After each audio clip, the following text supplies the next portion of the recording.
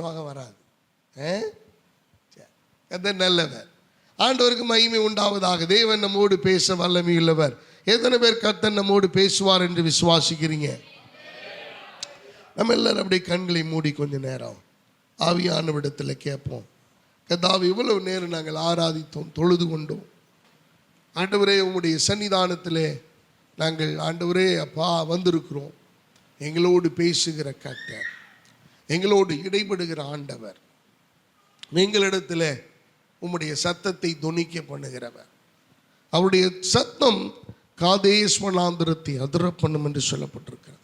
பெண்மான்களை ஈனும்படி செய்கிற சத்தம் அவருடைய சத்தம். ஆமென். வனாந்தரத்தை அதிர பண்ணும்.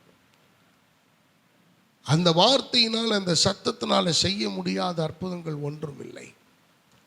எங்களுக்கு இரக்கம் பாராட்டும் ஆண்டவரே, எங்களோடு பேசுவீராக.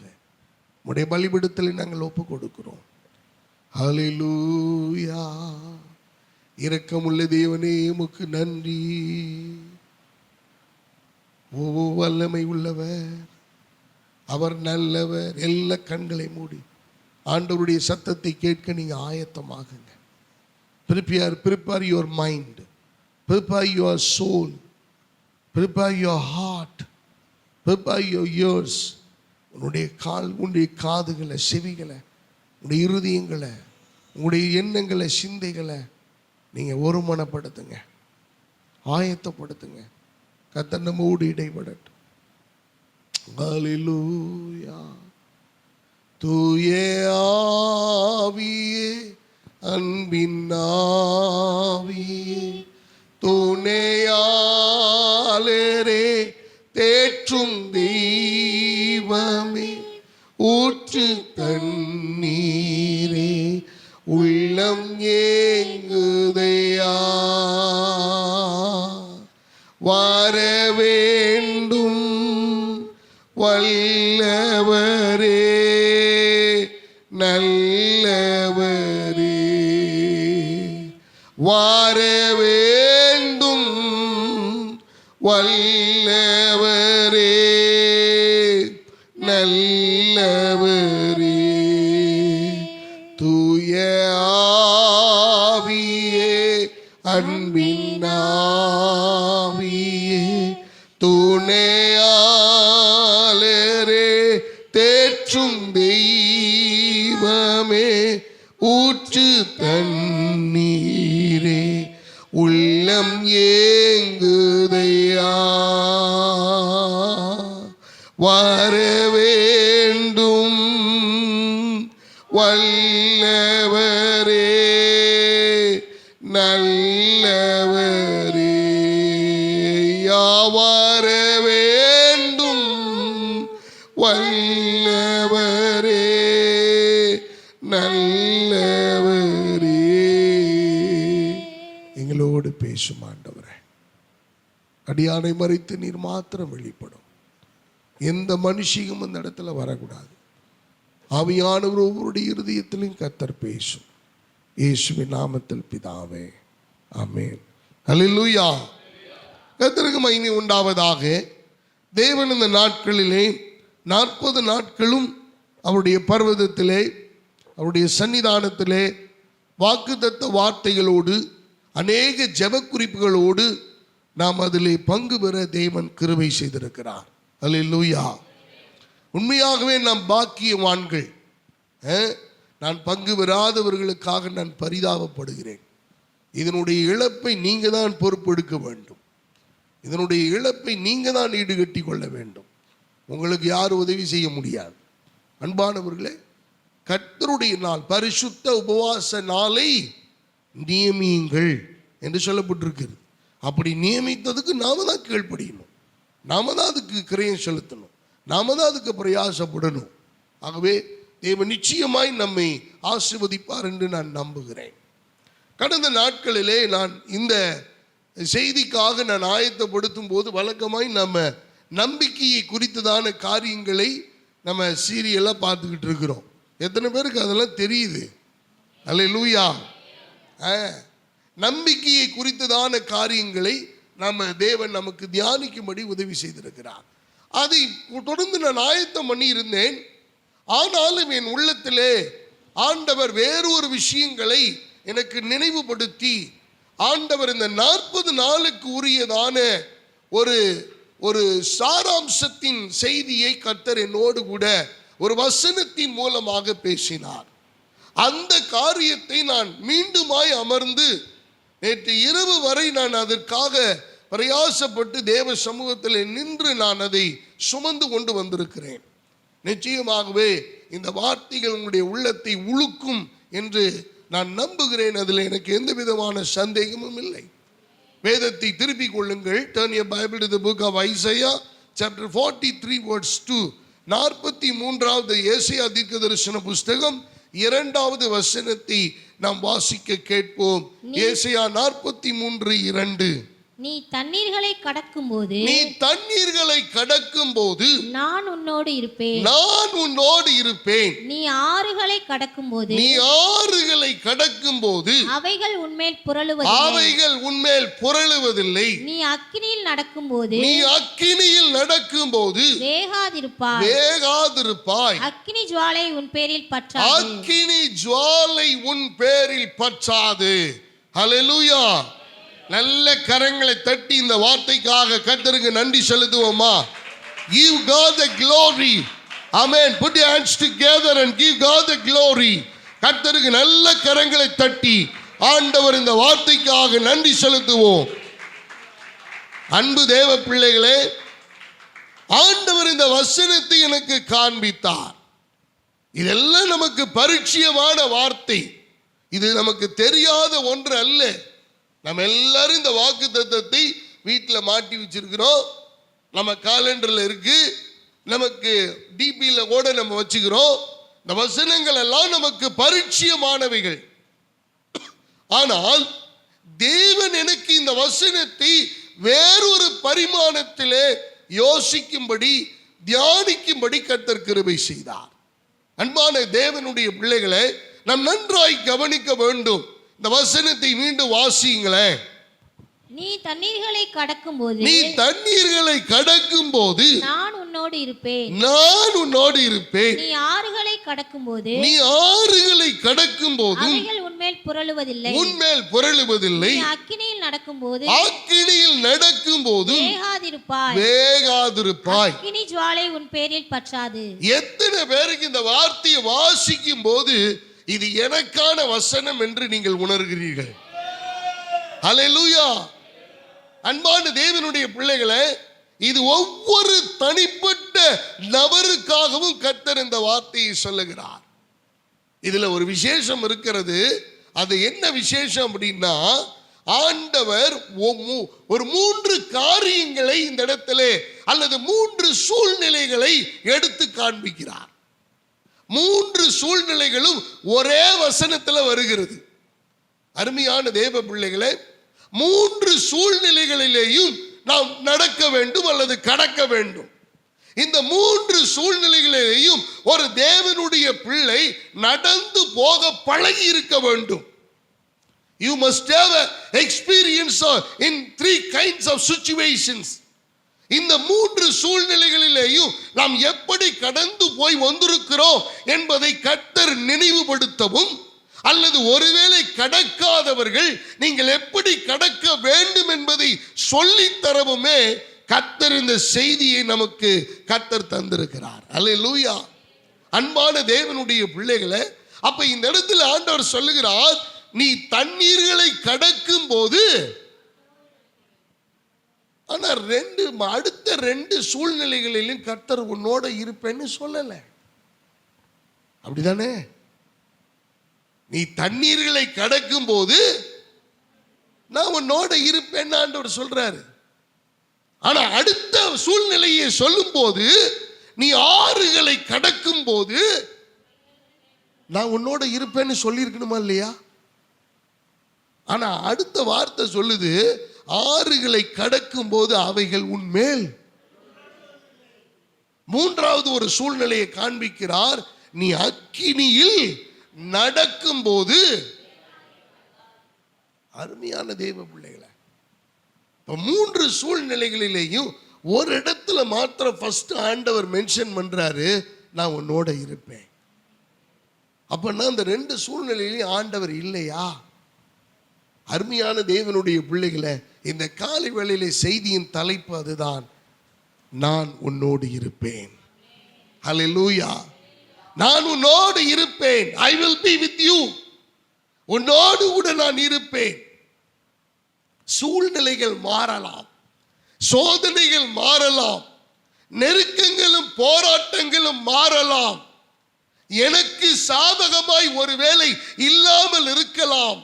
ஆனால் எந்த சூழ்நிலை மாறினாலும், எந்த காலங்கள் எனக்கு அனுகூலமாய் இல்லாமல் இருந்தாலும், கர்த்தர் என்னோடு இருப்பேன் என்று அவர் வாக்கு பண்ணி இருக்கிறார். ஹல்லேலூயா. எனக்கு அன்பான தேவனுடைய பிள்ளைகளே, ஆறுகளை நீ கடக்கும் போது உன்மேல் புரளுவதில்லை, அக்கினியில் நடக்கும் போது அவைகள் உன்மேல் பட்டாது. இதெல்லாம் நமக்கு தெரிஞ்ச விஷயம்தான். ஆனா ஆண்டவர் ஆழமாய் பதிவு செய்ய வேண்டிய ஒரு காரியத்தை நினைவுபடுத்துகிறார். உன்னோடு கூட நான் இருப்பேன். அல்லேலூயா. உன்னோடு இருப்பேன் என்று ஆண்டவர் இந்த இடத்திலே நாம் ஒவ்வொருவருக்கும் அவர் இந்த இடத்திலே பிரகடனப்படுத்துகிறார். அவர் வாக்கு பண்ணுகிறார். அன்பான தேவனுடைய பிள்ளைகளை, ஒருவேளை நீங்கள் இந்த மூன்று சூழ்நிலைகளிலேயும் நீங்கள் கடந்து வந்திருக்கலாம், ஒருவேளை கடந்து கொண்டிருக்கலாம், ஒருவேளை இனி கடக்க போக வேண்டிய அவசியம் ஏற்படலாம். எப்படி இருந்தாலும் நம்முடைய ஆண்டவர் முக்காலத்திலும் செயல்படுகிற நம்முடைய தேவன், அவர் உன்னோடு இருப்பேன் என்று அவர் வாக்கு பண்ணுகிறார். இந்த இருப்பேன் என்று சொல்ற வார்த்தை எனக்கு அன்பானவர்களே எல்லாருக்கும் பொருந்தும், எல்லா சூழ்நிலைகளுக்கும் பொருந்தும், எல்லா நிலைமையில் இருக்கிறவர்களுக்கும் பொருந்தும். வியாதியோடு இருந்தாலும் அது பொருந்தும், நீங்கள் பலவீனமாய் இருந்தாலும் அது பொருந்தும், நீங்கள் நஷ்டப்பட்டிருந்தாலும் அது பொருந்தும், நீங்கள் லாபகரத்தை சம்பாதித்தாலும் அது பொருந்தும், நீங்கள் சந்தோஷமாயிருந்தாலும் அது உகந்தவை, நீங்கள் துக்கமாயிருந்தாலும் ஆண்டவர் சொன்ன வார்த்தையின்படி அவர் உன்னோடு இருப்பார். அல்லேலூயா. எல்லா காலத்திலும், எல்லா சமயத்திலும், எல்லா நேரத்திலும் நம்முடைய ஆண்டவர் வாக்கு பண்ணுகிறார், உன்னோடு நான் இருப்பேன் என்று. அன்பு தேவ பிள்ளைகளை, அப்ப ஆண்டவர் என்னுடைய இந்த மூன்று சூழ்நிலைகளை எப்படி நான் கடக்க அல்லது நடக்க எனக்கு தேவன் என்னோடு இருந்து செயல்படுகிறார் என்பதைத்தான் இந்த செய்தியில நாம் காண போகிறோம். அன்பான தேவனுடைய பிள்ளைகளை, பலருடைய வாழ்க்கையில நஷ்டம் வருகிற போது, கஷ்டம் வருகிற போது, இழப்பு வருகிற போது, ஏமாற்றம் வருகிற போது, இல்லாமை வருகிற போது, வறுமை வருகிற போது நம்முடைய எண்ணங்கள் எதுவாகிறது? ஆண்டவர் என்னோட கூட இல்லை. கிதியோன் சொல்லுகிறான் நியாயாதிபதிகளின் புஸ்தகத்தில், கர்த்தர் எங்களோடு இருந்திருப்பாரேயானால் ஏன் இப்படி எல்லாம் நடக்கு? If Jesus would have with us, why would happen this kind of things in our life? என் வாழ்க்கையில ஏன் இப்படி எல்லாம் நடக்கு? மார்த்தாலும் மரியாளும் இயேசுவை பார்த்து சொல்லுகிறார்கள், Lord Jesus, if you would have with us early, நீ முன்னாடிங்க வந்திருந்திருந்தா என்னுடைய சகோதரன் மரித்திருக்க மாட்டானே. அன்பான தேவ பிள்ளைகளை, நீர் எங்களோடு இருந்திருந்தா அப்படின்னா என்ன அர்த்தம்? They felt Jesus was not with them. அவங்க இருதயத்தில் தேவன் இல்லை அப்படிங்கிறத அவங்க உணர்ந்திருக்கிறார்கள். அன்பான தேவனுடைய பிள்ளைகளை, தேவன் இருப்பேன் என்று சொன்னவர் அவர் இல்லாமல் ஒருபோதும் போவதே இல்லை. இப்ப உணர்கிற நமக்கு தான் பிரச்சனை. ஆண்டவர் நம்மளோட இருக்கிறானா அப்படின்ற சந்தேகம் வந்தாலே you are almost died. செத்த நிலைமை தான். எனக்கு அருமையான தெய்வ பிள்ளைகளை, நல்ல கவனிங்க. பைபிள்ல நீதிமொழிகள்ல ஒரு அழகான ஒரு வார்த்தை சொல்லப்பட்டிருக்கிறது. செத்த சிங்கத்தை பார்க்கிலும் உயிர் உள்ள. ஏன்பா ஏன்பா? செத்த சிங்கத்தை விட அது செத்துருச்சு. உயிர் உள்ள நாய் வாசி. நாம விசுவாச சந்ததின்னு சொல்றோம், கர்த்தருடைய பிள்ளைன்னு சொல்றோம், ஆண்டுடைய பிள்ளைன்னு சொல்றோம். ஆனா கர்த்தர் இருக்கிறாரான்னு ஏன் டவுட் வருது? கர்த்தர் என்னோடு ஏன் இல்லைன்னு டவுட் வருது? அப்ப டவுட் வருது அப்படின்னா நான் செத்து போன சிங்கத்துக்கு சமானம். அது பிரயோஜனம் இல்லை. அதுக்கு உயிர் உள்ள நாய் வாசி. எனக்கு அன்பான தேவனுடைய பிள்ளைகளை, நம்மை சிந்திக்க வைக்கிற இந்த தேவனுடைய வார்த்தைகளை சற்று நீங்கள் கூர்ந்து கவனிங்கள். After 40 days God has given a wonderful word of God. தேவன் நமக்கு 40 நாள் உபவாசத்துக்கு பிறகு ஒரு அற்புதமான வார்த்தையை தருகிறார். நீங்க எப்படி, உங்களுடைய சூழ்நிலைகள் எப்படிப்பட்டதாக இருந்தாலும் அவர் கூட இருப்பேன்னு சொன்னதை நீங்க ஒவ்வொரு நிமிஷமும் உறுதிப்படுத்தி கொண்டே இருக்க வேண்டும். உங்களுக்கு டவுட்டே வரக்கூடாது, உங்களுக்கு சந்தேகமே வரக்கூடாது. எனக்கு அருமையான தேவ பிள்ளைகளை, மரணத்தின் விளிம்பில் நின்று கொண்டிருந்ததான ஸ்தேவான் என்ன தெரியுமா சொன்னா? பரலோகம் திறந்திருக்கிறதை நான் காண்கிறேன் என்று சொன்னான். எல்லோரும் கல்லெறிந்து கொண்டிருக்கிறார்கள், எல்லோரும் துணிகரமாய் அவனை கொலை செய்து கொண்டிருக்கிறார்கள். கொஞ்சம் கொஞ்சமாய் அவனுடைய உயிர் பிரிந்து கொண்டிருக்கிறது.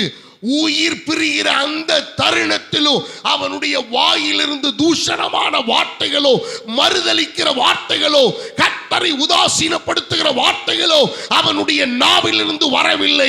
காரணம், இந்த நிமிஷத்தில் மரித்தாலும் பரலோகம் எனக்காக திறந்து வைக்கப்பட்டிருக்கிறது.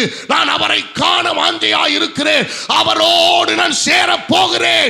மரணத்தின் விளிம்பிலே நீங்கள் இருந்தாலும், மரணத்தின் விளிம்பிலே நீங்கள் உங்களை தள்ளி நிறுத்தி வைத்தாலும், நீங்கள் சொல்ல வேண்டிய ஒரே ஒரு காரியம், கர்த்தர் என்னோடு கூட இருக்கிறார். நான் தாழ்ச்சி அடையேன். புல்லுள்ள இடங்களில் என்னை மேய்த்து அமர்ந்த தண்ணீர் அண்டையில் என்னை கொண்டு போய் விடுகிறவர் என்னோடு கூட இருக்கிறார். இதுவரைக்கும் எல்லாரும் சொன்னது வேற, தேவன் எனக்கு சொன்னது வேற. அருமையான தேவனுடைய பிள்ளைகளை, ஆண்டவர் இந்த காலை வேளையில இந்த 3 சூழ்நிலைகளை நமக்கு விவரிக்க வாஞ்சிக்கிறார். நீங்க கர்த்தருடைய சத்தத்தை கவனமா கவனிங்க. முதல்ல சொல்லப்பட்டிருக்கிறது, நீ தண்ணீர்களை கடக்கும் போது நான் உன்னோடு இருப்பேன். 3 சூழ்நிலைகள். இதுல முதல் சூழ்நிலை, நீ தண்ணீர்களை கடக்க வேண்டும். எனக்கு அன்பான தேவ பிள்ளைகளே, தண்ணீர் என்றால் சாதாரணமான போராட்டம் அல்ல. அது சமுத்திரத்தின் ஆழத்தை போன்றது, சமுத்திரத்தினுடைய மும்முரத்தை போன்றது. எப்படி அலைகள் கொந்தளிக்குமோ அப்படியாய் ஒரு சில அலைகள் உன்னை கரையில கொண்டு வந்து விடும். ஆனா ஒரு சில ராட்சச அலைகள் உன்னை ஆழத்திலே கொண்டு போய் உன்னை மூழ்கடிக்கும். சமுத்திரத்தை போல தண்ணீர்களை நீ கடக்க வேண்டும். சமுத்திரத்தை போல உங்களுக்கும் எனக்கு முன்பாக இருக்கிற அந்த பயங்கரமான சமுத்திரத்தை கடக்க வேண்டிய ஒரு நிலை. கர்த்தர் சொல்லுகிறார், தண்ணீர்களை கடக்கும் போது நான் உன்னோடு கூட இருப்பேன். நீ எந்த சோதனையினாலும் எந்த போராட்டத்தினாலும் உன்னை சமுத்திரத்தின் ஆழத்திலே உன்னை தள்ளி கொண்டு போய் மூழ்கடிக்க நினைக்கிற அந்த தண்ணீர்களை நீ கடக்கிற வேளையிலே நீ நினைத்துக்கொள், உன் தேவனாகிய கர்த்தர் உனக்கு ஜீவனை கொடுக்கும்படிக்கு அவர் ஆழத்திலும் அவர் உன்னோடு கூட நின்று கொண்டிருக்கிறார். யோனா தீர்க்கதரிசியை சத்துரு ஆழத்திலே வைத்து முறியடிக்க பார்த்தான், கொலை செய்ய பார்த்தான். ஆனால் கர்த்தரோ ஒரு மீனுக்கு கட்டளையிட்டு அவனை காப்பாற்றி அவனை விழுங்கும்படிக்கு செய்து அவனை 3 நாள் இரவும் பகலும் அதே ஆழத்திலே உயிரோடே காப்பாற்றி எந்த சேதமும் அவனுக்கு வராதபடிக்கு அவன் மனம் திரும்ப செய்து கர்த்தர் கரையிலே கொண்டு வந்து நிறுத்தி 120,000 பேரை கர்த்தர் ரட்சித்தார். அன்பு தேவ பிள்ளையே, ஆழத்துல நிக்கிறோம், நீ கஷ்டப்படாத. அதே ஆழத்தை கடக்க செய்கிற தேவன் உன் கையை பிடித்து உன்னோடு இருக்கிறேன் என்று சொல்லுகிறார். அன்பானவர்களே, யாத்ராகமத்தின் புஸ்தகம் 14வது அதிகாரம் 2 31 வரைக்கும் உள்ள வசனங்களை நமக்கு தெரிந்தவைகள் தான். யாத்ராகமம் எக்ஸோடஸ் சாப்டர் 14 verse 2 to 31 31 வசனங்களிலே சொல்லப்பட்டிருக்கிற காரியம், இஸ்ரவேல் ஜனங்கள் 430 வருஷ காலத்துக்கு பிறகு, அடிமைத்தனத்துக்கு பிறகு அவர்கள் எகிப்திலிருந்து விடுதலையாகி புறப்பட்டு போய் கொண்டிருக்கிறார்கள். இப்ப ஆண்டவர் சொல்றாரு, அப்பா, ஈரோத்து பள்ளத்தாக்கின் அருகே கடற்கரைக்கு எதிரே நீ கூடாரங்களை அமைத்து அங்கே நீ தங்கியிரு. நான் சொல்றதை இப்ப பைபிள்ல பார்க்க வேணாம், என்னை கவனிங்க எல்லாரும். ஈரோத் பள்ளத்தாக்கிலே நீ பாளையம் இறங்கி அந்த சமுத்திரத்தை நோக்கி, சிவந்த சமுத்திரம் உனக்கு எதிரே இருக்கிற மாதிரி நீ கூடாரங்களை போட்டு அங்கே காத்து கொண்டிரு. அங்கே இருக்கிறார்கள். மோசேக்கு கட்டளையிட்டபடி அவர்கள் அங்கே தங்கி கொண்டிருக்கிறார்கள். இன்னொரு பக்கம் கர்த்தர் வேலை செய்கிறார் தெரியுமா? பார்வோனுடைய இருதயத்தை கர்த்தர் கடினப்படுத்துகிறார். பார்வோனுடைய இருதயத்தை கடினப்படுத்துகிறார்.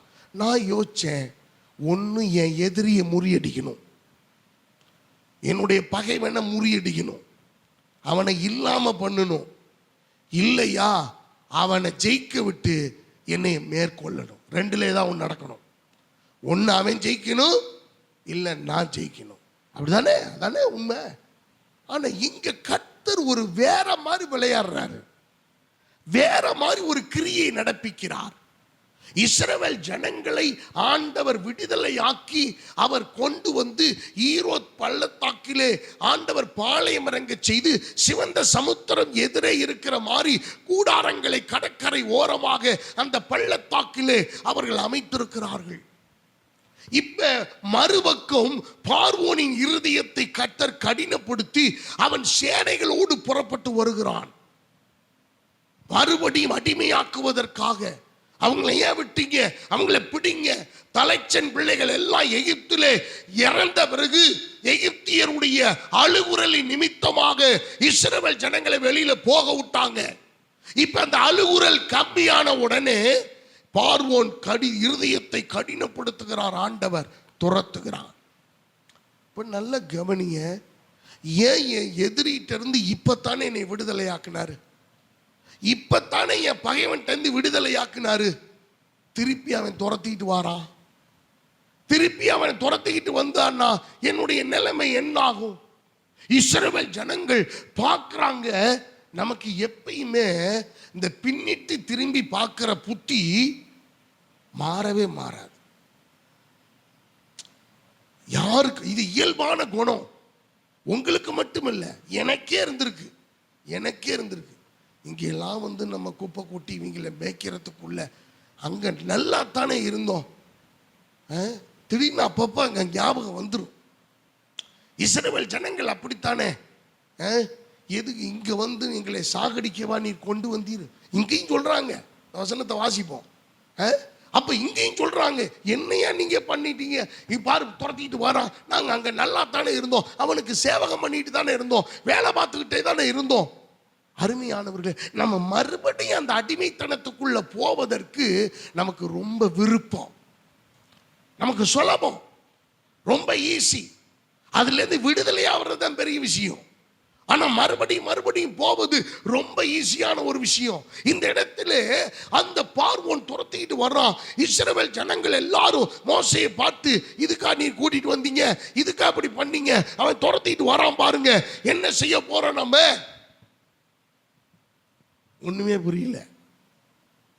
ஏதாவது உங்களுக்கு விளங்குதா? இஸ்ரவேல் ஜனங்களை இங்க கூடாரம் போட சொல்லிட்டாரு. முன்னாடி இஸ்ரவேல் ஜனங்களுக்கு முன்னாடி சிவந்த சமுத்திரம் இருக்கிறது. இப்ப பார்வோன் துரத்திட்டு வர்றான். இப்ப எப்படி இதை மேற்கொள்ள, எப்படி இதை சமாளிக்க, ஏன் இந்த காரியத்தை கர்த்தர் செய்கிறார், ஏன் இந்த சூழ்நிலையை எனக்கு அனுமதிக்கிறார்? We have to think on it. நாம் எல்லாரும் அதை சிந்தித்து பார்க்க வேண்டும். அன்பான தேவனுடைய பிள்ளைகளை நல்ல கவனிங்க. இந்த இடத்திலே ஆண்டவர் அவர் சொன்ன காரியம், யாத்ராகமத்தின் புஸ்தகம் 14வது அதிகாரத்தை எல்லாரும் நீங்க திருப்பி கொள்ளுங்கள். யாத்ராகமம் 14வது அதிகாரத்தில் 2ல இருந்து நீங்க கொஞ்சம் அப்படியே கவனிச்சு பாருங்க. நான் சொல்ற வசனத்தை மட்டும் நீங்க வாசிங்க. 9வது வசனத்திலிருந்து சொல்லுங்க, வாசிங்க. எகிப்தியர் பார்வோனுடைய சகல குதிரைகளோடும் ரதங்களோடும் அவனுடைய குதிரை வீரரோடும் சேனைகளோடும் அவர்களை தொடர்ந்து போய் சமுத்திர தண்டையிலே பாகால் செபயோனுக்கு எதிரே இருக்கிற ஈரோத் பள்ளத்தாக்கின் முன்னடியிலே பாளையம் இறங்கிற அவர்களை கிட்டினார்கள்.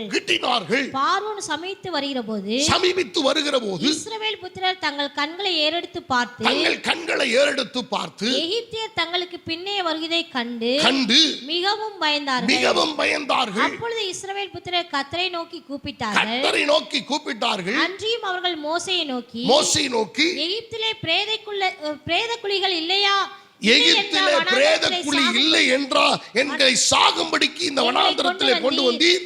நீர் எங்களை எகிப்திலிருந்து புறப்பட பண்ணினதினால் எங்களுக்கு இப்படி செய்தது என்ன? நாங்கள் எகிப்திலே இருக்கும்போது நாங்கள் எகிப்தியருக்கு வேலை செய்ய எங்களை சும்மா விட்டுவிடும் என்று சொன்னோம் அல்லவா? நாங்கள் வனாந்தரத்திலே சாகிறதை பார்க்கிலும் எகிப்தியருக்கு வேலை செய்கிறது எங்களுக்கு நலமாய் இருக்குமே என்றார்கள். ஹல்லேலூயா, ஹல்லேலூயா. கைகளை உயர்த்தி ஹல்லேலூயா. நாம் எல்லாரும் இதை பண்ணிட்டு இருக்கிறோம். நாங்க பாட்டுக்கு நல்லா இருந்தோம். எங்களை பிடிச்சி உள்ளே இழுத்து விட்டு தேவையில்லாத பிரச்சனை, தேவையில்லாத கொடுமை, தேவையில்லாத கஷ்டம், தேவையில்லாத வருத்தம், நல்லா தானே இருந்தோம் நம்ம பாட்டுக்கு. இந்த இடத்துல இஸ்ரவேல் ஜனங்கள் சோர்வடைந்து மோசையை பார்த்து சொல்லுகிறார்கள், எங்களுக்கு பிரேத குழியெல்லாம் இங்கே இல்லைன்னா, எகிப்தில் இல்லைன்னா இங்கே கூட்டிகிட்டு வந்து எங்களை சாகடிக்க பார்க்குற. நாங்கள் நல்லா தானே இருந்தோம், அவர்களுக்கு சேவகம் பண்ணி கொண்டிருந்தோம், அவர்களுக்கு நாங்கள் எல்லா காரியங்களும் பண்ணிக்கிட்டு இருந்தோம், எங்களை நல்லா தானே பார்த்துக்கிட்டாங்கன்றான். 430 வருஷ காலத்துக்கு அடிமைத்தனத்துக்கு பிறகு விடுதலையாக்கி உனக்கு பவுடர் அடிக்க சொல்லி, உனக்கு தலைச்சி விட சொல்லி, உனக்கு இவ்வளவு தூர துணிமணி உடுத்த சொல்லி, உனக்கு இவ்வளவு காரியங்களை கற்றுக் கொடுத்து, ஒழுக்கம்னா இது, பரிசுத்தம்னா இது, உண்மைனா இது, இப்படி பாத்திரம் கழுவணும், இப்படி நீ பேண்ட் சட்டை போடணும், இப்படி நீ சட்டை ஒழுத்தணும், இப்படி பண்ணணும்னு சொல்லி கொடுத்தா இப்ப திருப்பி யாரவே குற்றம் சுமத்துறாங்க. ரொம்ப அழகா சொல்றாங்க, நாங்கள் எகிப்திலே இருந்திருப்போம். எப்போ உன்னை நல்லா இருக்கணும்னா விடுதலை ஆக்கி கொண்டு வர்றாரு ஆண்டவர். 430 வருஷம் அடிமைத்தனத்தில் இருந்தா. யூ ஆர் ஸ்லேவ், நீ அடிமை. உன்னை விடுதலை ஆக்கி நீ சுதந்திரமா உன்னை வச்சா நீ என்ன பண்ற? ஆண்டவரே குறை சொல்ற, ஆண்டவரையே நீ குற்றம் சாட்டுற, ஆண்டவர்கிட்ட சொல்ற, என்ன ஆண்டவரே இப்படி ஆகி போச்சு, இப்படி பண்றீங்க, எனக்கு ஒண்ணுமே பண்ணல, எனக்கு ஆண்டவர் எந்த காரியமே செய்யல. மனிதனை மேன்மைப்படுத்த ஆரம்பிச்சிட்டோம். நான் அவங்க பண்ணாங்க, இவங்க பண்ணாங்க, அவங்க செஞ்சாங்க, இவங்க செஞ்சாங்க. எப்ப இதெல்லாம் யார் செஞ்சது தெரியுமா? கர்த்தர் மூலமாய் கர்த்தர் செய்ய வைத்தவர். ஹல்லேலூயா. கர்த்தர் செய்ய வச்சது. உன் குணத்துக்கும் உன்னுடைய அழகுக்கும் உன்னுடைய மேன்மைக்கும் உன்னுடைய நிதானத்துக்கும் உன்னுடைய பரிசுத்தத்துக்கும் கிடைச்ச பரிசுகள் அல்ல. தேவன் கிருபையாய் ஈவாய் தயவாய் அவர் நமக்கு அனுக்கிரகம் பண்ணியவைகள். எத்தனை பேர் இதை விசுவாசிக்கிறீங்க? இதெல்லாம் நமக்கு ஆண்டவர் கொடுத்த கிருபை, இரக்கம். இது நம்மால் உண்டானதல்ல, அவர் தன்னுடைய குமாரனுக்கும் குமாரத்திக்கும் கொடுத்த பரிசு. அதை நாம் சுதந்திரித்துக் கொண்டிருக்கிறோம். சொந்தம் கொண்டாடுறதுக்கு ஒண்ணுமே இங்க இல்லை. அன்பான தேவனுடைய பிள்ளைகளை, இப்ப இஸ்ரவேல் ஜனங்கள் இப்படி முறுமுறுக்கிறாங்க, இப்படி சொல்றாங்க.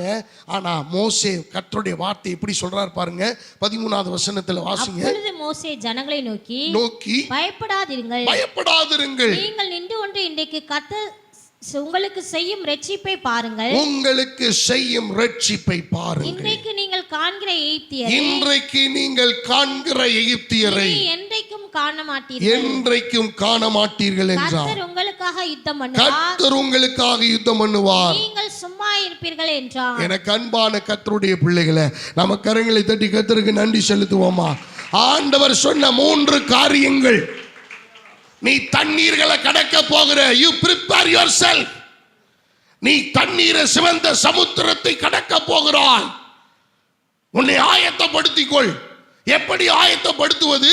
ஆண்டவர் சொல்றார், முதல் காரியம், நீங்கள் நின்று கொண்டு கர்த்தர் உங்களுக்கு செய்யும் ரட்சிப்பை பாருங்கள். You wait and see the hands of God. கர்த்தருடைய ரட்சிப்பையும் கரத்தையும் நீங்கள் பாருங்கள். இரண்டாவது அவர் சொல்றாரு, இன்றைக்கு காண்கிற இந்த எகிப்தியரை, ஓ பகைவனே, இனி ஒருபோது நீ காண்பதில்லை. இப்ப பார்வோனை எதுக்காக கர்த்தர் வர வச்சாருன்னு தெரியுதா? எதிரியை எதுக்காக வர வச்சாருன்னு தெரியுதா? எதுக்காக ஆண்டவர் அவனுடைய இருதயத்தை கடினப்படுத்தி கொண்டு வந்தாரு தெரியுமா? இனி ஒருபோதும் ஒரு காலம் இஸ்ரவேல் ஜனங்களுக்கு எதிராக இந்த பார்வோன் வரவே கூடாது என்பதற்காக கர்த்தர் அந்த பார்வோனின் சேனையை அழைத்து கொண்டு வருகிறார். அருமையானவர்களே, இதெல்லாம் நீங்க பார்க்கணுங்கிறதுக்காகத்தான் ஆண்டவர் செய்கிறார். எதுக்கு இந்த சூழ்நிலை அனுமதிக்கிறார்? உடனே ஒரு போராட்டம் வந்தா அப்படியே மூஞ்ச தொங்க போட்டுக்கிட்டு என்னமோ செத்த சிங்கத்தை போல, இப்ப செத்து போன நாய் போலன்னு தான் சொல்லணும். உயிர் இல்லாதவனை போல, உயிர் இல்லாதவளை போல, அப்படியே என்னமோ பறி கொடுத்ததை போல அன்பான தேவனுடைய பிள்ளை வெறி பிடிச்சி திரிகிறோம். இல்லை, ஆண்டவர் அழகா சொல்றாரு, உன் பகைவனை எதுக்காக தெரியுமா? இருதயத்தை கடினப்படுத்தி உன்னைய தேடி வரும்படிக்கு செய்றாரு. அவனை மூழ்கடிப்பதற்காக. நல்ல கவனிங்க, இந்த இடத்துல ஆண்டவர் செய்த கிரியை, எகிப்தினுடைய சேனைகள் அவர் வருகிறது. இப்ப ஆண்டவர் செய்றாரு. இஸ்ரவேல் ஜனங்களுக்கு புரியல, பார்த்துக்கிட்டு இருக்கிறாங்க, முறுமுறுத்து கொண்டிருக்கிறார்கள், மோசையை பார்த்து முறையிட்டு கொண்டிருக்கிறார்கள். இப்ப ஆண்டவர்கிட்ட போய் மோசை கேட்கிறாரு, ஆண்டவரே நான் என்ன செய்ய? எல்லாம் கொலை வெறியில திரியிறாங்க, இப்படி பண்றாங்க, நான் என்ன பண்ணும்? ஒன்னும் இல்லப்பா, உன் கையில் இருக்கிறது என்ன? கோல். உன் கையை உன் நீட்டு சமுத்திரத்துக்கு நேரா, அவ்வளவுதான். பலத்த கீழ்காற்றை கர்த்தர் வரப்பண்ணினார். அந்த கீழ்காற்று ராம் முழுவதும் சமுத்திரம் ஒதுங்கும்படிக்கு செய்தது. அந்த இடத்துல வெட்டாந்தரை உண்டானது. வெட்டாந்தரையிலே இஸ்ரவேல் ஜனங்கள் 6 லட்சம், ஆமேன் ஆமேன், புருஷர்களோ ஸ்திரீகளோ பிள்ளைகளோ மிருக ஜீவன்களோ முற்பிதாக்களின் எலும்புகளோடு கூட அவர்கள் புறப்பட்டு அவர்கள் சமுத்திரத்தை கடந்து வந்து கொண்டிருந்தார்கள். என் தேவன் அவர்களோடு இருந்தார். அவர்களோடு இருந்து கர்த்தர் செயல்பட ஆரம்பித்தார். அன்பு தேவ பிள்ளையே, நீ சமுத்திரத்தின் ஆழத்திலே நடக்கல, கர்த்தர் உன்னை நடக்க வச்சுக்கிட்டு இருக்கிறாரு. ஹல்லேலூயா. நீ விரும்பி சமுத்திரத்தின் ஆழத்துக்குள்ள போகல, சமுத்திரத்தின் ஆழத்துக்குள்ள போனாதான் கர்த்தர் உன்னோடு இருக்கிறார் என்பதை நீ உணர முடியும். இந்த போராட்டம் ஏன் வந்துச்சுன்னு யோசிக்காத, இந்த வியாதி ஏன் வந்துச்சுன்னு யோசிக்காத, என் குடும்பத்தில் ஏன் இந்த பிளவு, ஏன் இந்த ஏமாற்றம், ஏன் இந்த கண்ணீர், யோசிக்காத. கர்த்தர் உன்னோடு இருக்கிறார் என்றது அவர் ப்ரூவ் பண்ணணும்டா. நீ தண்ணீர்களுக்குள்ளே கடந்து போயே ஆக வேண்டும். அப்பொழுது கர்த்தர் உன்னோடு இருக்கிறார் என்பதை நீ புரிந்து கொள்ளுவாய். இஸ்ரவேல் ஜனங்கள் உள்ள போயிட்டு இருக்கிறாங்க. சிந்திச்சு பாருங்க, 2 பக்கம் மதில் மாறி தண்ணீர் நிக்குது, தண்ணீர் நிக்குது. அருமையானவர்களே, உலகத்திலேயே முதல்ல அண்டர் கிரவுண்ட் அக்வாரியம் சமுத்திரத்தின் ஆழத்தில் உருவாக்குனது சீனாக்காரன் தான். அண்டர் கிரவுண்ட் என்னன்னா, லைவா கடலுக்குள்ள பல 100 கிலோமீட்டர் ஆழத்தில் அப்படியே கண்ணாடியினாலே உருவாக்கப்பட்ட பாதுகாப்பு வளையங்கள் இருக்கும். அதுக்குள்ள நம்ம பிரயாணம் பண்ணி போய் லைவா அந்த கலர் மீன்கள்ல பார்க்கலாம், திமிங்கலங்களை பார்க்கலாம், பெரிய பெரிய சுறாக்களை பார்க்கலாம். அப்படி பாதுகா. ஆனா கர்த்தர் 2000 வருஷத்துக்கு முன்னாடி என் ஜனங்கள் இஸ்ரவேல் ஜனங்களை ஆண்டவர் அண்டர் கிரவுண்ட் அக்வாரியத்துக்குள்ள அவர் பத்திரமாய் கொண்டு போய் பார்த்தார். அல்லேலூயா. அன்பான தேவ பிள்ளைகளே, கர்த்தர் உன்னோடு இருக்கிறார் என்பதை உறுதிப்படுத்துவதற்காகத்தான். உன்னை கைவிடல, உன்னோடு நான் இருக்கிறேன்றது ஆண்டவர் மறுபடியும் அவர் உறுதிப்படுத்துகிறார். அவர் சொன்ன 3 காரியம். ஒன்று சொன்னாரு, இந்த இடத்துல நம்ம வாசிச்சோம், நீ நின்று கர்த்தர் செய்யும் ரட்சிப்பை பார். 2வது அவர் சொன்ன காரியம், இன்று கண்ட எகிப்தியரை இனி என்றைக்கும் காண மாட்டேன். 3வது கர்த்தர் உங்களுக்காக யுத்தம் பண்ணுவார். உள்ள போயிட்டு இருக்கிறாங்க. எகிப்தின் சேனை இப்பதான் வருது. அவங்க சமுத்திரத்தின் நடு சமுத்திரத்தை தாண்டி போயிட்டு இருக்கிறாங்க. எகிப்தின் சேனை உள்ளுக்குள்ள வருது. உள்ளுக்குள்ள வந்து ரதங்களோடு உருளைகளோடு அவங்க பயங்கரமா வந்துகிட்டு இருக்கிறாங்க. புது புது ரதம் குதிரைகளோடு வந்து கொண்டிருக்கிறார்கள். சேனை வந்து கொண்டிருக்கிறது. பட்டயத்தோடு ஈட்டியோடு வந்து கொண்டிருக்கிறார்கள். சங்கிலிகளோடு வந்து கொண்டிருக்கிறார்கள். எதிரி அப்படித்தானே வருவான். வரட்டும், ஆண்டவர் பொறுமையா இருந்தார், எதுவுமே பண்ணல. எனக்கு அருமையானவர்களே, சமுத்திரத்தின் ஆழத்துக்கு வந்தபோது ஆண்டவர் செஞ்ச காரியம் என்ன தெரியுமா? யுத்தம் பண்ண ஆரம்பித்தார். இந்த 10வது வசனத்தை நினைக்கிறேன், நல்ல கவனிங்க. இல்ல இல்ல இல்ல இல்ல இல்ல நல்ல இந்த இடத்துல நான் சொல்றேன் அந்த வசனத்தை. ஆண்டவர் ரட்சித்தார். ஹல்லேலூயா, glory to God. ஆமென்.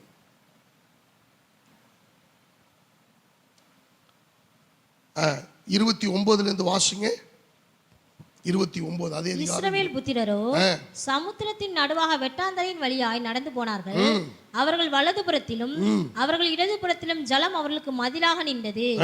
இவ்விதமாய் கர்த்தர் அந்நாளிலே இஸ்ரவேலரை எகிப்தியரின் கைக்கு தப்புவித்து ரட்சித்தார். கடற்கரையிலே எகிப்தியர் செத்து கிடக்கிறதை இஸ்ரவேலர் கண்டார்கள். நல்ல கவனிங்க. முதல் சொன்ன வார்த்தை, நின்று கொண்டு அவருடைய ரட்சிப்பை பாருங்கள். அவர் ரட்சித்தார். 2வது என்ன சொல்லியிருந்தாரு? இன்று கண்ட எகிப்தியரை இனி என்றைக்கும் காண மாட்டீர்கள். அவங்க கடைசியா எங்க பார்த்தாங்க தெரியுமா? செத்து மிதக்கிறதை கரையோரங்களிலே மறுகரையிலே பார்த்தார்கள். சமுத்திரத்தை கடந்துட்டாங்க. அருமையானவர்களே, இஸ்ரவேல் ஜனங்களுடைய உயிர் ஒன்று கூட போகல.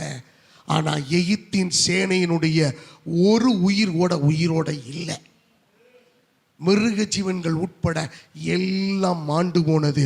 அருமையான தெய்வ பிள்ளைகளை, இன்னைக்கு கர்த்தர் உங்களை என்னையும் பார்க்கிறார். நான் உன்னோட இருக்கிறன்றதை நீ புரிந்து கொள்ளணும்னா நீ தண்ணீர்களுக்குள் கடக்க வேண்டும், தண்ணீர்களுக்குள் போக வேண்டும். சமுத்திரத்தின் ஆழத்தில் தான் ஆண்டவர் உன்னோடு இருக்கிறார் என்பதை புரிந்து கொள்ள முடியும். பிரச்சனையா பார்க்காத, போராட்டமா பார்க்காத, வியாதியா பார்க்காத, கர்த்தர் என் நடுவில் இருக்கிறார் என்பதை அவர் உணர்த்தும்படிக்கு இந்த ஒரு சூழ்நிலையை என் வாழ்க்கையிலே கர்த்தர் அனுமதித்திருக்கிறார்.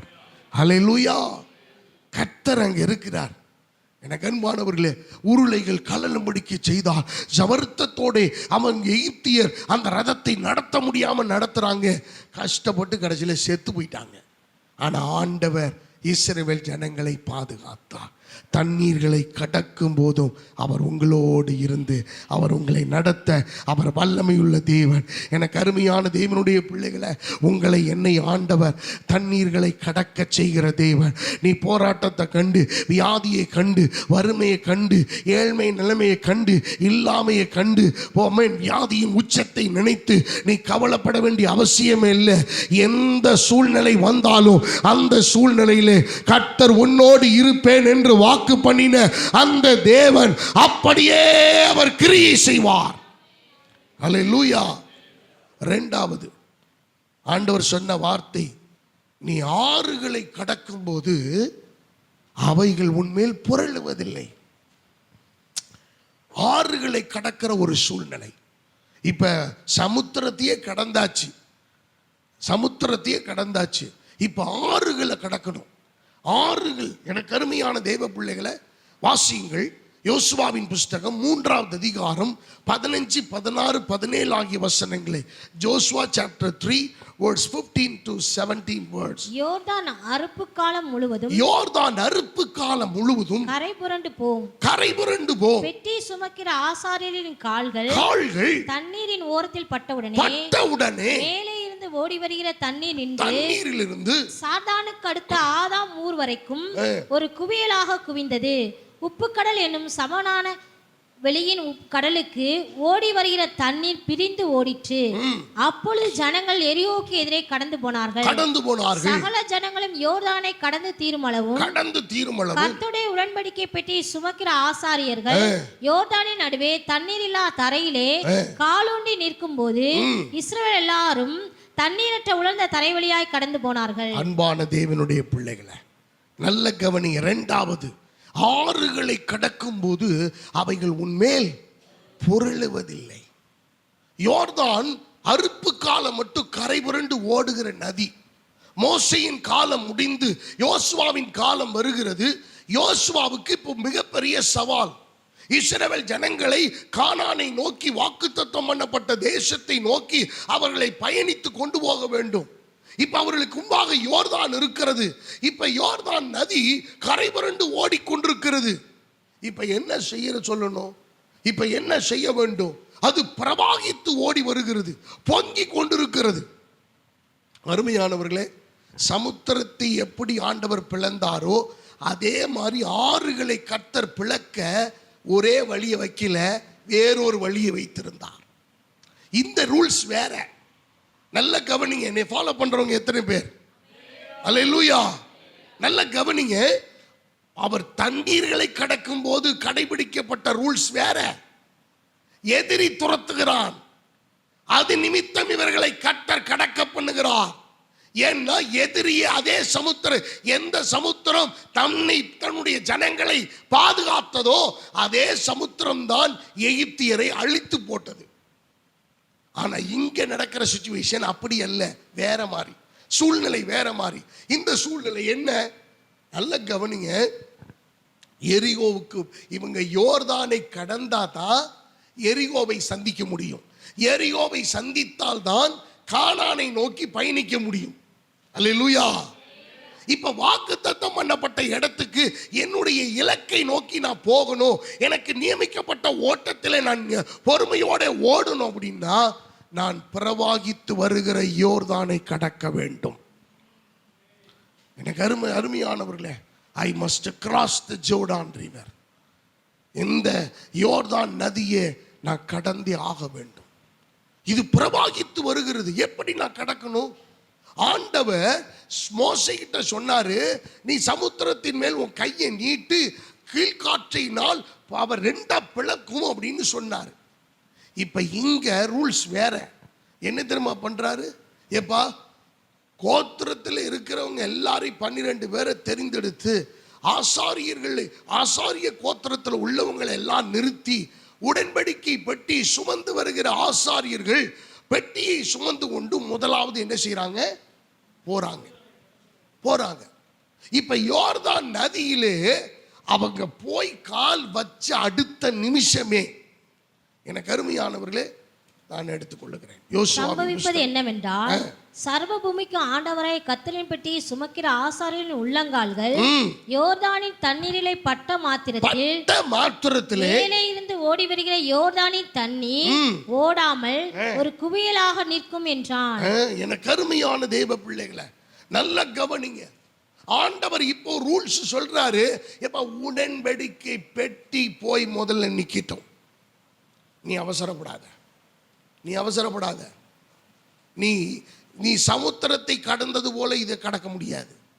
இது ஒருவேளை சின்னதா இருக்கலாம், சமுத்திரத்தை போல ஆழம் இல்லாமல் இருக்கலாம், ஆனா சமுத்திரத்தை போல தூரமும் நீளமும் இல்லாமல் இருக்கலாம். சமுத்திரத்தை போல ஒருவேளை உனக்கு இந்த இடத்துல எல்லா அனுகூலம் இல்லாமல் இருக்கலாம். ஆனா இங்க ரூல்ஸை நீ கடைபிடிக்கணும். என்ன? உடன்படிக்கை பெட்டியை சுமக்கிற ஆசாரியர்கள் காட்டுகிற அந்த வழியின்படி நாம செய்யணும். இப்ப யோசுவா சொல்லுகிறார், யோசுவாவே அங்க ஒன்றும் செய்ய முடியல.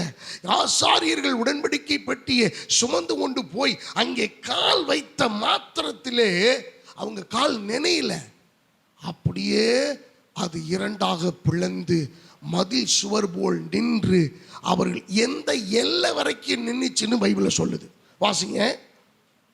மேலே இருந்து ஓடி வருகிற தண்ணீர் நின்று, அருமையானவர்களே, ஆதாம் ஊர் வரைக்கும் ஒரு குவியலாக குவிந்தது. உப்பு கடல் என்னும் சமனான வெளியின் கடலுக்கு ஓடி வருகிற தண்ணீர் பிரிந்து ஓடிற்று. அப்பொழுது ஜனங்கள் எரியோவுக்கு எதிராய் கடந்து போனார்கள். எனக்கு அருமையானவர்களே, அடுத்த வசனம் சொல்லுது, சகல ஜனங்களும் யோர்தானை கடந்து தீருமளவும் கர்த்தருடைய உடன்படிக்கை பெட்டி சுமக்கிற ஆசாரியர்கள் யோர்தானின் நடுவிலே தண்ணீரில்லா தரையிலே காலுண்டி நிற்கும்போது இஸ்ரவேல் எல்லாரும் தண்ணீரற்ற உலர்ந்த தரை வழியாய் கடந்து போனார்கள். ஏன் இந்த இடத்துல ஆண்டவர் இப்படி பண்ணாரு? எப்பா, யோர்தானில் அதிக நீட்டு அப்படின்னா நீட்டு இருந்திருப்பாரு. அந்த மோசையின் கோல், அந்த ஆரோனின் கோல் இப்ப யோசுவாட்ட இருக்குது. இப்ப நீட்டுன்னா வளர்ந்துற போகுது, இதுல என்ன இருக்குது? ஆனா ஆண்டவர் வேற மாதிரி இந்த இடத்துல ஒரு ஆயத்தம் பண்ணுகிறார். என்ன தெரியுமா? ஆசாரியர்களுடைய வார்த்தையின்படி நீ கீழ்ப்படிந்து அந்த இடத்துல சொன்ன வார்த்தை அப்படியே நீ கடைபிடித்தால் இந்த நதி உன்மேல் புரளுவதில்லை. உங்களுக்கு ரெஃபரன்ஸ் சொல்லட்டுமா? வாசிங்க. Glory to God. ஆமென். யோசுவா 7வது வசனத்துல இருந்து வாசிங்க. கர்த்தர் யோசுவாவை நோக்கி, நான் மோசையோடு இருந்தது போல உன்னோடும் இருக்கிறேன் என்பதை இஸ்ரவேல் எல்லாரும் அறியும்படிக்கு இன்று அவர் கண்களுக்கு முன்பாக உன்னை மேன்மைப்படுத்துவேன். அவர்கள் கண்களுக்கு முன்பாக உன்னை மேன்மைப்படுத்துவேன். உடன்படிக்கை பெட்டி சுமக்கிற ஆசாரியரை பார்த்து நீங்கள் யோர்தான் தண்ணீர் ஓரத்திலே சேரும்போது யோர்தானில் நில்லுங்கள் என்று நீ கட்டளையிடுவாயாக என்றார். யோசுவா இஸ்ரவேல் புத்திரரை நோக்கி, நீங்கள் இங்கே சேர்ந்து உங்கள் தேவனாய கர்த்தருடைய வார்த்தையை கேளுங்கள் என்றான். பின்பு யோசுவா ஜீவனுள்ள தேவன் உங்கள் நடுவே இருக்கிறார் என்பதையும் அவர் கானானியரையும் ஏத்தியரையும் ஏவியரையும் பெர்சியரையும் கிர்காசியரையும் எமோரியரையும் எபூசியரையும் உங்களுக்கு முன்பாக துரத்தி விடுவார் என்பதையும் நீங்கள் அறிந்து கொள்வதற்கு அடையாளமாக இதோ சர்வ பூமிக்கு மாண்டவராய் இருக்கிற உடன்படிக்கை பெட்டி உங்களுக்கு முன்னே யோர்தானிலே போகிறது. எனக்கு அருமையான தெய்வ பிள்ளைகளே, இப்ப எதுக்காக இந்த ரூல்ஸ், இந்த காரியத்தை அனுமதிச்சார் தெரியுமா? நீ ஆறுகளை கடக்க போறது எதுக்காக? ஆறுகளை கடக்க செய்வது எதற்காக தெரியுமா? உன்னை சுற்றிலும் உள்ளவர்கள் யாவரும் கர்த்தர் உன்னோடு இருக்கிறார் என்பதை அறிந்து கொள்ளும்படிக்கும் அவர்கள் யாவருடைய கண்களுக்கு முன்பதாக உன்னை மேன்மைப்படுத்துவதற்காக, உன்னை உயர்த்துவதற்காக. நீ தேவனுடைய பிள்ளை, நீ அபிஷேகம் பண்ணப்பட்டவன், நீ அபிஷேகம் பண்ணப்பட்டவன். கர்த்தர் உன்னை வேறு பிரிச்சிருக்கிறாரு. நீ சாதாரணமான ஆள் அல்ல. உன் மேல் இருக்கிறது சாதாரணமான அபிஷேகம் அல்ல. என் தேவன் ஆறுகளை கடக்க பண்ணுவது உன்னை சுற்றிலும் உள்ள அத்தனை ஜனங்களும் கர்த்தர் உன்னோடு இருக்கிறார் என்பதை அறிந்து கொள்ளும்படியாக. எனக்கு அன்பான தேவ பிள்ளைகளை, இஸ்ரவேல் ஜனங்கள் எல்லாரும் அப்படியே பத்திரமா போறாங்க. உடன்படிக்கை பெட்டி அங்கே தான் நிக்குது. இதுல எப்படி போனாங்கன்னா உலர்தரை வழியாக நடந்து போனார்கள். இஸ்ரவேல் ஜனங்கள் சமுத்திரத்தை கடந்த போது வெட்டால் தரை. நல்லா கவனிங்க. ஆனா இந்த இடத்துல சொல்லப்பட்ட அந்த வேர்டை நீங்க கவனிச்சீங்கன்னா உலர்தரை வழியாக, எல்லாரும் தண்ணீரற்ற உலர்ந்த தரை வழியாக. ஓ, உலர்ந்த தரை வழி. ஹல்லேலூயா. Glory to God. சமுத்திரத்தின் ஆழத்துல வெறும் மணல் தான் இருக்கும். ஆனா ஆறுகள் அப்படி இருக்காது. எந்த இடத்துல சுழல் இருக்குது, எந்த இடத்துல சகதி இருக்கு, எந்த இடத்துல ஆழத்துல உள்ள இழுத்து கொண்டு போறதுக்கு உண்டான எல்லா புதை மணல்களும் இருக்கிறதுன்னு நமக்கு தெரியாது. அதுக்காகத்தான் என் ஜனங்களை கர்த்தர் கொண்டு போகும்படியாக, உன் குடும்பத்தை கர்த்தர் கொண்டு போகும்படியாக, உன் பிள்ளைகளை கர்த்தர் கொண்டு போகும்படியாக அந்த இடத்துல உலர்ந்த தரை வழியாக அவர் நடுவில் இருக்கிறேன் என்பதை நிரூபிக்கும்படியாக அந்த இடத்துல உலர்ந்த தரையை ஏற்படுத்தி பிரவாகித்து வருகிற அந்த யோர்தானை, அதனுடைய மும்முரத்தை கர்த்தர் அடக்கி, அதனுடைய உக்கிரத்தை அடக்கி, அந்த கரை புரண்டு ஓடுகிற நதியை அதை பிரிக்கும் போதே சகதிகளை தகர்த்து, அந்த சுழல்களை தகர்த்து, அந்த ஆழத்தை எடுத்து போட்டு உனக்கு எந்த சேதமும் வராதபடி, உன் கால் சிக்கி கொள்ளாதபடிக்கு என் கர்த்தர் உலர்ந்த தரை வழியாக உன்னை என்னை கொண்டு போக அவர் விரும்புகிறார். Glory to God. உங்களுக்கு முன்னாடி ஆறுகள் இருக்கிறதா? இன்னைக்கு கர்த்தர் தீர்க்க தரிசனமா இந்த 40 நாள் உபவாசத்துக்கு பின்பு கர்த்தர் சொல்லுகிறார், நீ ஆறுகள் வழியா நடந்து போ, நடந்து போ. நீ நடக்கும் போது அவைகள் உன்மேல் புரளுவதில்லை, அவைகள் உன்னை சேதப்படுத்துவதில்லை, அவைகள் உன்மேல் உன்னை மேற்கொள்ளுவதில்லை, அவைகள் உன்னை சேதப்படுத்தாது. நீ ஆழத்தில் மூழ்கி போக மாட்டாய். Glory to God. நீ மூழ்கி போவதில்லை. இந்த வசனம் 4 வாசியுங்கள். Glory to God. Glory to God. கர்த்தர் சொல்றாரு பாருங்க, 4வது வசனம் யோசுவா 3:4. உங்களுக்கும் அதற்கும் இடையிலே 2000 முழ தூரமான இடம் இருக்க வேண்டும். நீங்கள் நடக்க வேண்டிய வழியை அறியும்படிக்கு அதற்கு சமீபமாய் வராதிருப்பீர்களாக. இதற்கு முன்னே நீங்கள் ஒருபோதும் இந்த வழியாய் நடந்து போகவில்லை என்று சொல்லி கட்டளையிட்டார். ஹல்லேலூயா. கரங்களை தட்டி கர்த்தருக்கு நன்றி செலுத்துவோம். இதுவரைக்கும் நீங்க போகாத ஒரு புது வழியிலே கர்த்தர் உன் குடும்பத்தை கர்த்தர் கொண்டு போக போகிறார். நான் விசுவாசிக்கிறேன், இந்த சபையை கர்த்தர் இதுவரைக்கும் இந்த 22 ஆண்டுகள் பயணிக்காத ஒரு புது பயணத்தை தொடங்கும்படியாக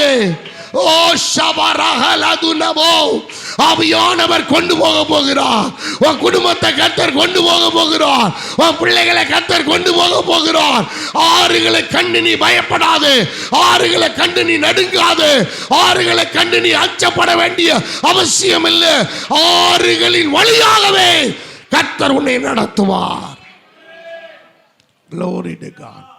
அவைகள் உன்னை சேதப்படுத்தாது, உன்மேல் புரளுவதில்லை.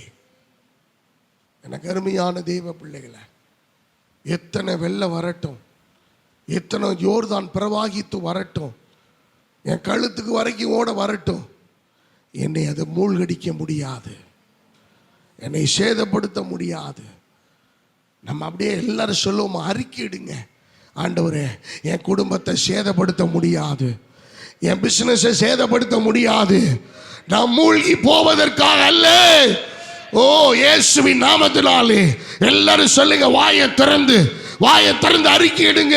நான் மூழ்கி போவதற்காக அல்ல, என் குடும்பம் மூழ்கி போவதற்காக அல்ல, கரை ஏறுவதற்காக, கரையிலே நிற்பதற்காக, கரை புரண்டு ஓடுகிற நதியை மேற்கொள்வதற்காக, ஆமென், பிரவாகித்து வருகிற நதியை ஆமென் மேற்கொண்டு கரையிலே குடும்பமாய் நிற்பதற்காக. Glory to God. கர்த்தர் வல்லமையாய் கிரியை செய்வாராக, வல்லமையாய் கிரியை செய்வாராக. God be the glory. God be the glory. உங்கள் நடுவிலே கர்த்தர் அற்புதத்தை செய்திருக்கிறார். இஸ்ரவேல் ஜனங்கள் யோர்தானை பார்த்து பயந்தவங்க ஒரு சிரமமும் இல்லாம பத்திரமா கடந்து எரிகோவுக்கு பிள்ளை பிரவேசித்தார்கள். இப்ப எதிரி பின்னாடி துரத்தவும் இல்லை, யாருக்கும் பகைவனா அந்த இடத்துல யாரும் இல்லை. முன்னாடி யோர்தானே பிரச்சனையா இருந்துச்சு, ஆறுகளே பிரச்சனையா இருந்துச்சு. ஆனா அதனுடைய மும்முரத்தையும் கோபத்தையும் உக்கிரத்தையும் கர்த்தர் அடக்கி கர்த்தர் அற்புதம் செய்தார். இந்த காலை வேளையில 3வது ஆண்டவர் செய்ய போற காரியம் என்ன தெரியுமா? இதுல ஒரு விசேஷம் உண்டு. இந்த 2வது காரியத்துல சில கட்டுப்பாடுகள் இருக்கும்.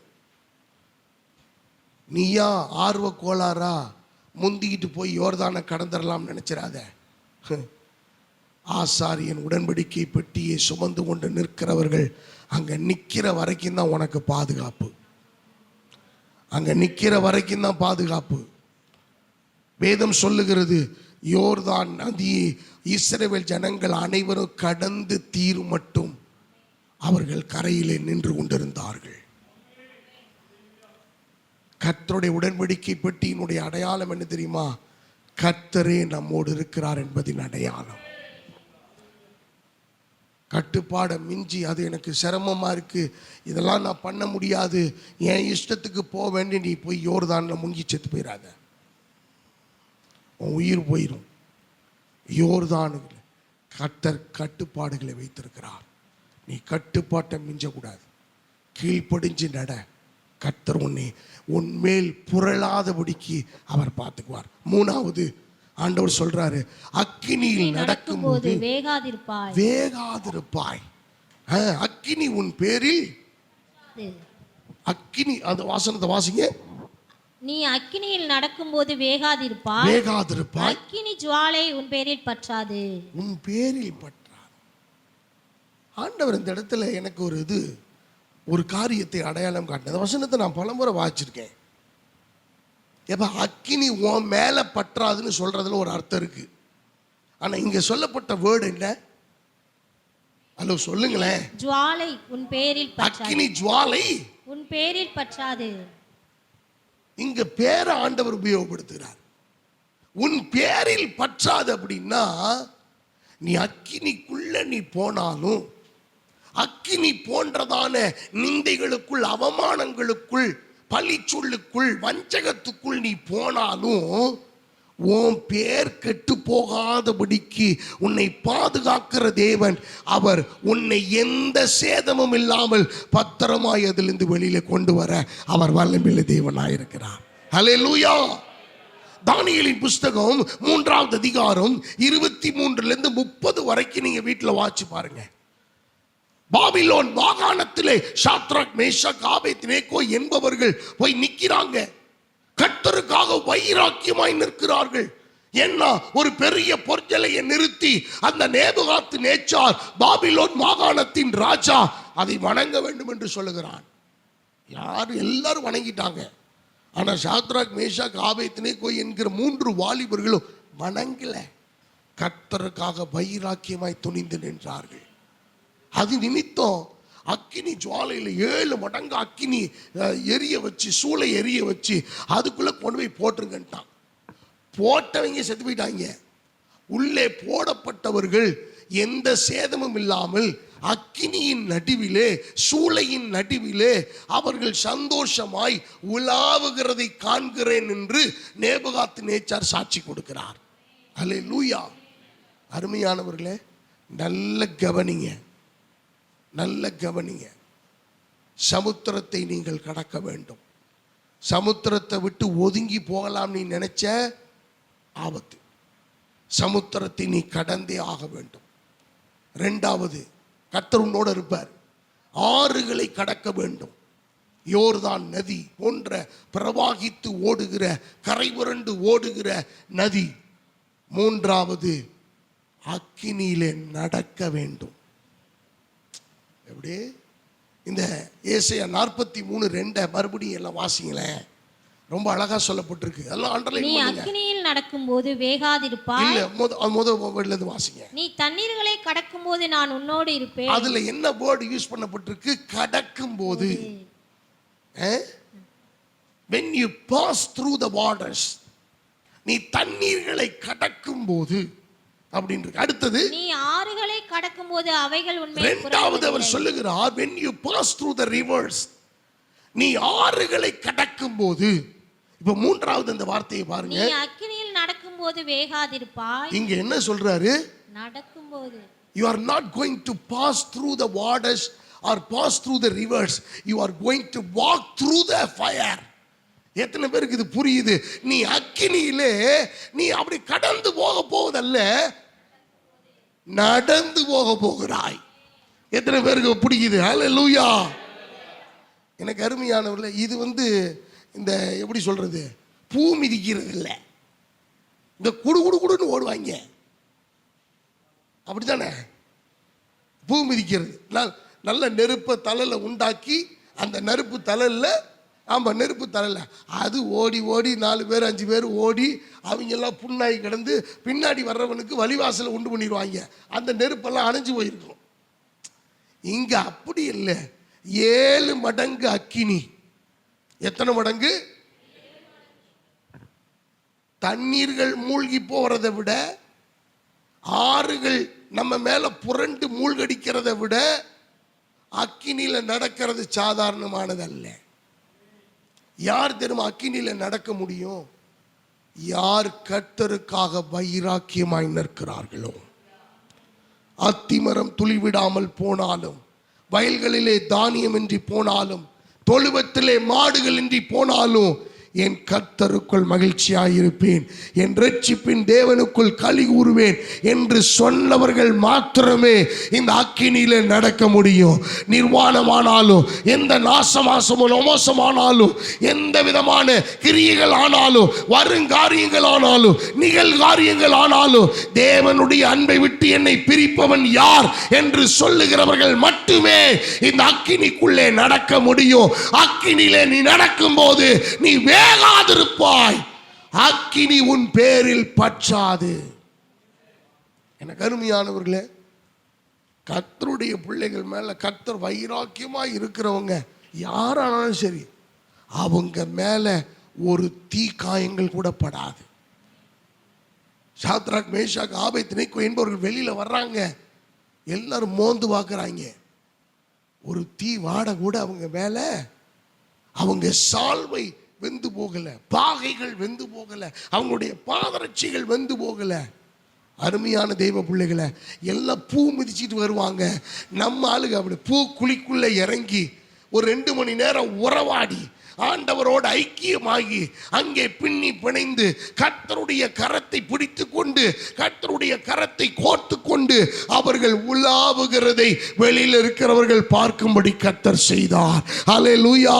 நீ அக்கினியில நடக்கும் போது வேகாதிருப்பாய். உன்னை யாராவது அக்கினியில தூக்கி போடுறாங்களா, உன்னை அவமானப்படுத்த பார்க்கிறாங்களா, உன்னை நிந்தைக்குள்ள தள்ளுகிறாங்களா, உன் பேரை, கெட்ட பேரை உண்டாக்க பார்க்கிறாங்களா, அவ பெயரை உண்டாக்க பார்க்கிறாங்களா, உன்னை மோசமா நடத்த பார்க்கிறாங்களா, உன்னை அவமானத்துக்குள்ள தள்ளுறாங்களா, கர்த்தர் சொல்லுகிறார், தீயின் நடுவே பத்திரமாய், எந்த சேதமும் இல்லாமல் பத்திரமாய் நடந்து வெளியிலே வரும்படிக்கு கர்த்தர் உதவி செய்வார். ஆண்டவர் செய்வார். இந்த சூழ்நிலைகளுக்குள்ளே கர்த்தர் நடத்தினார். எனக்கு அன்பான தேவனுடைய பிள்ளைகளை, ஆண்டவர் ஒரு சேதமும் இல்லாதபடி கர்த்தர் பத்திரமாய் நடத்தின அதே தேவன். வாசியுங்கள், தானியேலின் புஸ்தகம் 3வது அதிகாரம் 10வது வசனத்தை, 3வது அதிகாரம் எடுத்துக்கொள்ளுங்கள்.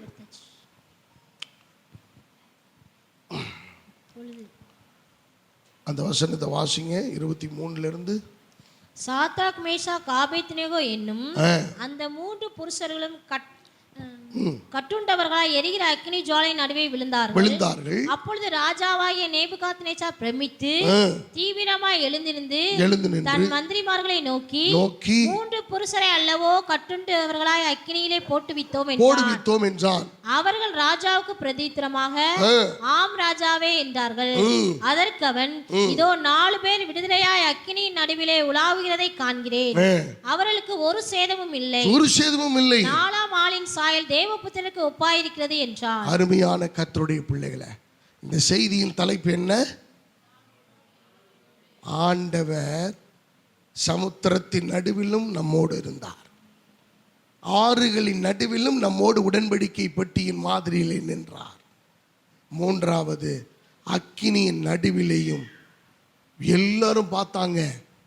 4வது ஆளின் சாயல் தேவபுத்திரனுடைய சாயலுக்கு ஒப்பாயிருக்கிறது. அருமையானவர்களே, நீங்கள் கவலைப்பட வேண்டிய அவசியம் இல்லை, வருத்தப்பட வேண்டிய அவசியம் இல்லை.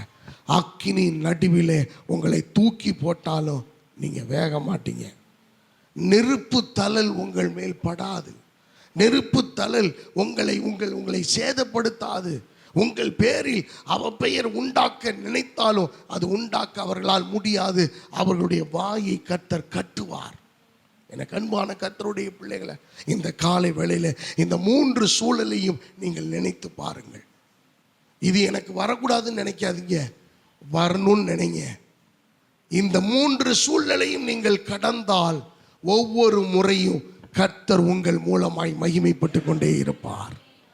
எனக்கு அன்பானவர்களே, நீங்கள் சமுத்திரத்திலிருந்தும் கரையேறணும், யோர்தான்லேருந்து கரையேறணும், அக்கினி நடுவிலிருந்தும் கரையேறணும். அல்லேலூயா. நீங்கள் வெளியில் வரணும். நீங்கள் அதில் இருக்க போவதில்லை. உங்களை அப்படியே கர்த்தர் விட்டுற மாட்டார். ஆண்டவர் சொல்லுகிறார், நான் உன்னோடு இந்த 3 சூழ்நிலைகளிலும் நான் இருப்பேன். எத்தனை பேரோடு கர்த்தர் பேசியிருக்கிறார்? அப்படியே நாம் எழுந்து நிற்போமா? Let us all stand to our feet in this morning. தேவன் நம்மோடு பேசியிருக்கிறார். ஆவியானவர் நம்மோடு இடைப்பட்டிருக்கிறார். ஆமீன். நீங்கள் சூழ்நிலைகளை பார்த்து பயப்படாதீங்க. ஆமீன். சிச்சுவேஷன் மே கம் அண்ட் கோ. ஆமீன். சூழ்நிலைகள் வரும் போகும். ஆனால் கர்த்தர் என்னைக்கு உங்களோட இருந்து எந்த சூழ்நிலையிலிருந்து உங்களை விடுவிக்கணும்னு அவர் நன்றாய் அறிந்திருக்கிறார். ஹல்லேலூயா. Glory to God. ஆண்டவரால் முடியாத காரியம் ஒன்றுமே கிடையாது. தேவன் சகலத்தையும் செய்ய அவர் வல்லமையுள்ள தேவனாய் இருக்கிறார். ஆண்டவர் அற்புதங்களை செய்ய போதுமான தேவன். ஹல்லேலூயா. நீ நல்லவர், நல்லவர், நல்லவர், நல்லவர், நல்லவர், நல்லவர். எல்லாரும் எழுந்து நிற்போமா? எல்லாரும் எழுந்து நின்று தேவ பர்வதத்தில்